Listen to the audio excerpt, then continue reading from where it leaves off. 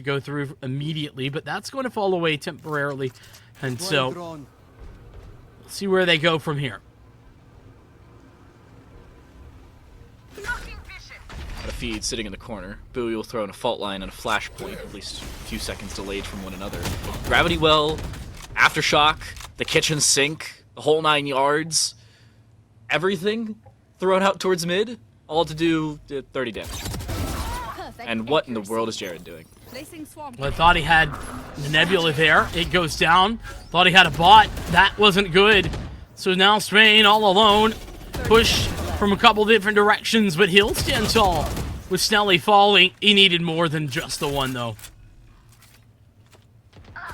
Spike plant, 4v3. Oh my goodness, Pomo on the full flank. That's going to do it. Pomo finds a double from heaven on A. That is gross from ISU. They use the From the Shadows to bait out Boathouse and then sit on A site to flank on a site take. I don't know what the heck they're doing there, nor how the heck it works, but it did, so who cares? A very well-played map of Ascent, I think you could say. The amount of times that Sac State didn't have anybody on the site, or they had one player on the site, was pretty consistent. So good decision-making on where they were going when they were on the attack side, and ISU even further.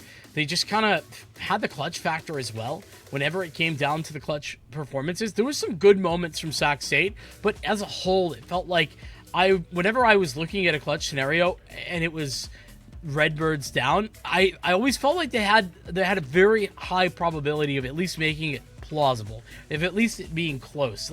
And that wasn't always true for Sac State. And while that's certainly not scientific, it absolutely was the feeling that I was getting, and that carries over to the players in the server. I think the consistent factor you talked about, where ISU was at least in the conversation for a round victory more often than not, was the difference maker here.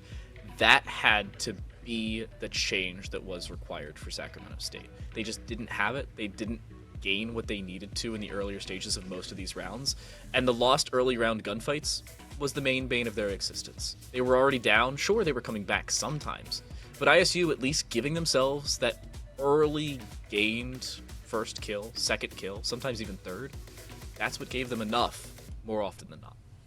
That it was. With that, we say congratulations. Now, challengers, national champions for the NECC Valorant are the ISU Redbirds, their JV squad. Fantastic stuff. Big congratulations and, of course, commiserations to Sac State Gold, who played a very good game, very competitive game.